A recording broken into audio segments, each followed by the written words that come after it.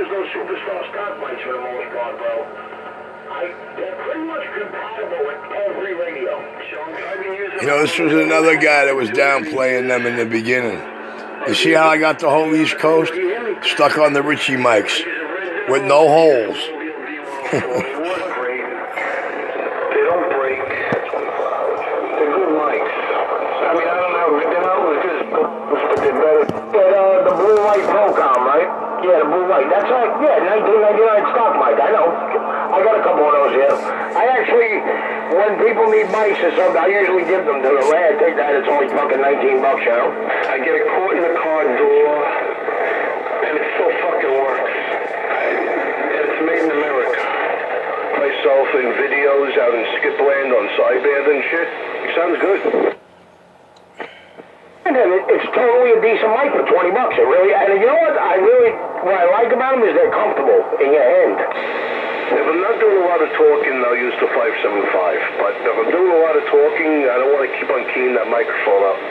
It's just harder and harder to get the parts, except for what do you call it, R&R. But I used to use the 575 all the time. But I've been using the Procom for the last year. I got two 575s. One's brand new in a box, which I'm not using. I'm going to hold that for, a good trade, or if I want to, say I want to buy a nice radio, I'll sell that, and that's fucking $450 right there. Brand new, never used. Roger, I got three 575s. I got the Silver Eagle, the Nike Eagle, the older school M6B, and the 1104C. Those are D104s. Yeah, I'm actually going to send I don't know if you will listen, I got to send my 575 out. It's getting a little buzzing, a little humming noise, so it's probably either a bad cap, or those, like I said, those little tabs underneath the push-to-talk button that hold it to the microchip, the spring assembly and all that.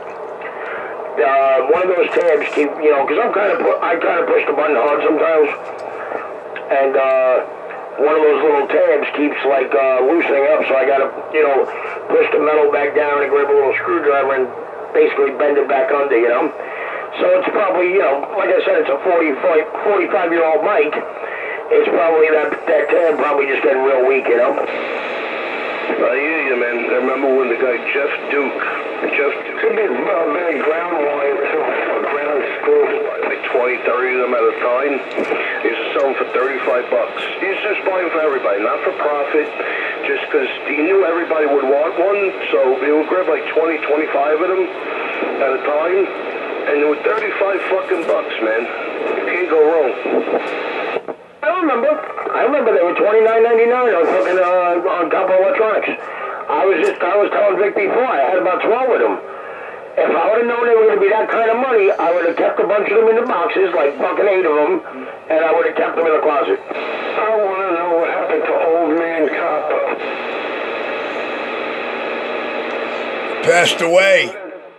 In the back of their monthly booklet, their monthly flyer, there was tips from Old Man Copper.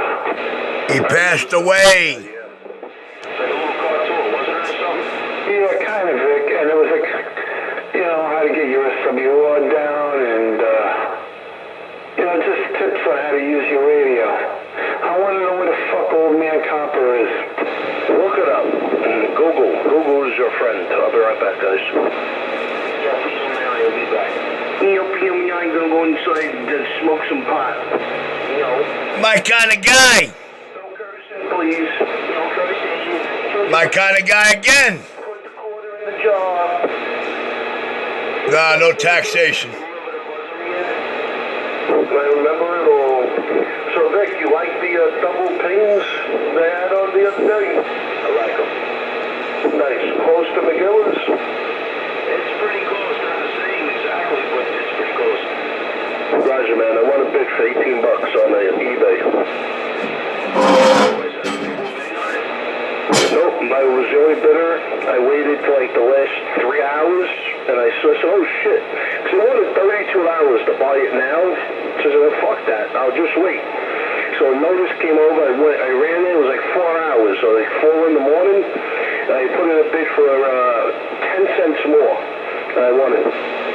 Nice. $18, bro. Can't go wrong. They wanted 32 to buy it now. Can't beat that.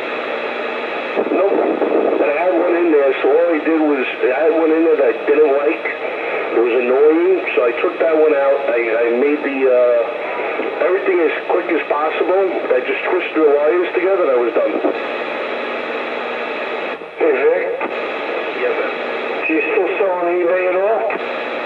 I haven't in a long time.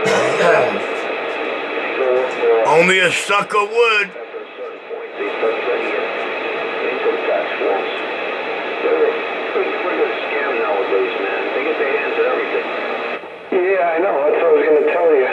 You know, you're better off with the apps like Let's Go and the other sell apps there that, you know, allow people to sell their stuff there via, you know, locally or shipping. You're 1,000 times better off and safer with that, man. Facebook, Marketplace, everything. So just know if you sell online, shit. If you sell online, you're going to get a 1099.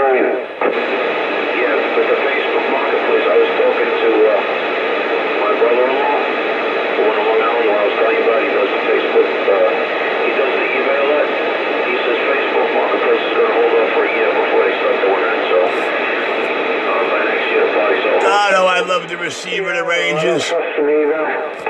Facebook Marketplace is a pain in the ass. But if you put a receive on them in them, they're shit. You gotta give them your information, you gotta go meet them. You get a lot less money than you would on the internet. It's not that great. There are no real businesses on there because it's too much work. You gotta go meet the people. You got a lot of people questioning you, breaking your balls and shit. It's not really a true business website. It's, you know, you find something in your garage, your attic, you want to sell it, it's cool, but yeah, it's not, it ain't for me, that's what I'm saying, but, you know, it's, they're going to be doing the same thing. Tell you the truth, I did, out of three postings, I sold 2 out of 3. Which were good sales so far. And met with them, sold some music equipment. Everybody was happy. And that was it, man, you know? So far so good, man. I might use it again. I just don't know what to put on that. Yeah, it's good. I mean, if you want to do that, I sell 50 to 100 things a week. I'm not going to go meet 50 people, 100 people.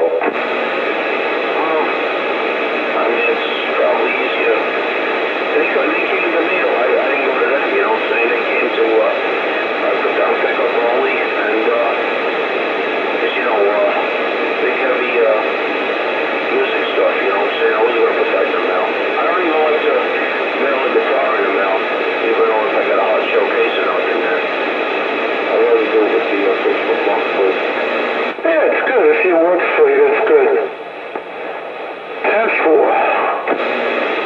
Very good for, you know, small stuff, you know, radio on that, the distortion pedal, you know, it's like, you gotta really pack things really good, man, because a lot of people out there, scam artists, they get a little scratch on something, right away they're looking for a big rebate, you know? Yeah, Roger D. I know, I understand all that, but it's built in. I can never do what I do somewhere else.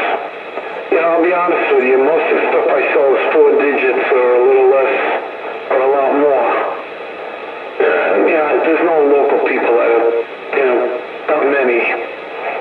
And, it just works for me more. Plus I have a tax ID number, so I don't have to worry about any of that shit. And you know what? If you own your own store, you gotta pay a lot of bills too, so. No, it works for me. I sold a car stereo one there, right? And there was a crack in the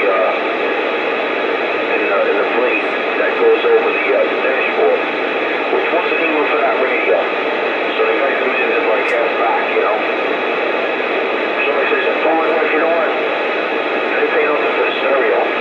Give it to the prick, you know what I'm saying? I don't want to get a bad rating, so she gave him a rebate. Didn't want it. But the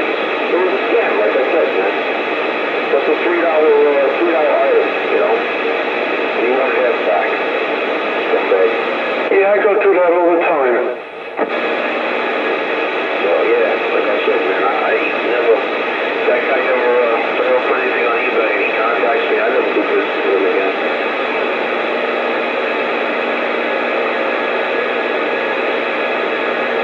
Sometimes these guys, they put you on your, you know, the favorite seller list, and they buy from you all the time. Well, did they? Like I said, I got like 50 to 100 things going out a week. I can't do the yard sales thing. That type of, you know, I'll meet you here, I'll meet you there, come here, come there. I don't want any of that. And, I got a guy who, you know, he needs money. He packs anywhere from 25 to 35 bucks, no matter what. He uses all his packing supplies and everything, so everything that's over 100 pounds, I give to him. And let him break his ass for $35 or $20 or whatever. So that, you know, you work little deals here and there to make your life easier. What I would do, Dave, I would just pick up rolling, man, you know. I would convert that little section of the garage. I would close that in. This way I can, you know, somebody to the net, plug it in for them, whatever it is, let them test it. Cash and carry it, and say, let them know. I can't make the money here locally. It's got to be worldwide. I can't. There's no money here. You got to find somebody who's looking for what you're selling. And they might be buying it to resell or buying it for themselves, whatever. You end up getting 1/3. Yeah, I tried that. It doesn't work for me. Yeah, I guess you're right. When you put it like on eBay, goes in the mail and whoever wants it, you know, gets it. You know, something I sell for $2,000 on there, I'll end up getting a few hundred here. Fuck that shit. Maybe I get ripped off here and there, you know, I still come out way ahead. And what you mentioned happens to me, you know, it happens to everybody. Yeah, simple. That's a cool little alcove you got over there for the business, though, you know what I mean? If you were to close that in, that'd be a great storage. Yeah, I don't want my house to become a warehouse. I got enough shit down here as it is. I'm not into that, you know. I pay for like a storage place. But, you know, I keep on getting, you know, more and more, and I end up bringing it here and stuff, so I always get shit down here. I don't like it, though. It's not my choice. Get a lot of guitar amps, Dave? No, I usually don't buy them anymore. They don't, unless they're like, you know, tube heads, vintage tube heads. I don't even bother. I bought some rare guitar recently. I forgot the name of it, Lori knows. I just liked the way it looked, it was really weird. And I got a King's Ransom for it. I don't remember the name of it though. But I don't do much musical instruments. Unless they're like, you know, Marshall or Fender heads, customs tube. You know, yeah, some guys like that stuff, so there's some money in that, but I don't buy any combo units really anymore or anything like that. Nobody wants them. Those Fender combos are really good, man. We used to play through them on the boardwalk down in Coney, the double speaker combos with the wheels on them and the red tops. I don't know if you're familiar with them. Yeah, you got the Hot Rod Deluxe, you got the Twin, you got the Twin Reverb. I've had them all. I don't get involved with that anymore. They might go for $1,000, $1,200, but it costs a fortune to ship. This is a pain in the ass. A lot of guys don't want them anymore. They want modern amps. They want, you know, the modern doctor for sure. Amps they're building. I had a couple of Johnsons here, really unbelievable. if you remember all those Marshall heads I had. I had a dozen of them. They were all gone. And the Fender tube heads, I kept 2 CBS heads, pre-CBS, the black ones for my kid. He's not interested in them really, though. I'm probably going to sell those too. I had the Ampeg, oh shit, I forgot the name of it. Something Rocket, I don't remember. The blue Tolex on the outside. And I had the accordions. I've had it all. You name it. I've had them all. But the market from that is really dying. You know, people don't want amps that weigh 150 pounds anymore. Yeah, you're right. Neither do I. That's why I put wheels on everything. But I sold a Roland amp. It was a keyboard amplifier that somebody passed along to me. So one of the metal rivet studs on it, very decorative looking. And I think I gave it to him for only like 2 Bs, you know. They're honestly beautiful, like almost $1,000 now. Yeah, the heads that I had, they went anywhere from $3 to $7 grand. I mean, they're big bucks. They're big time. The Marshall heads, the Fender heads. I had a couple of Rolands. I don't know if you ever heard of the Roland Cube. I had a couple of Roland Cubes. You know, I had them all, but I don't bother with that anymore. Like I said, nobody wants twin reverbs that weigh 135 pounds when you gotta roll them around on casters. Even the people who play don't want them anymore. They're a pain in the ass to lug around, you know.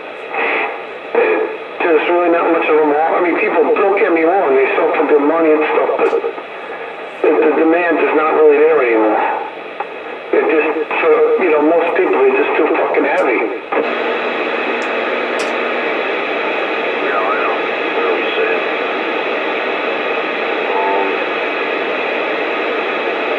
Yeah, you know what, man? I wound up selling that thing cheap to, I think it was a Roland Jazz Chorus or whatever it was a keyboard amp. Or we used to use it for the studio. We used to use it for the guitar. And one of my friends is a drummer. He moved out of here to the Carolinas. And he bought it. He was real happy with it, you know. He always had like home studios, like kind of like what I do, you know. Well, keyboard amps and bass guitar amps are the same. They're the same thing. I mean, I just, you name the brand, I've had it. Talking about Premier, I've had a bunch of those. I even had, Dave sounding good tonight. amps. Like I said, the only thing I buy now are combos here and there. Yeah, not combos, excuse me, heads. Amp heads, that's it.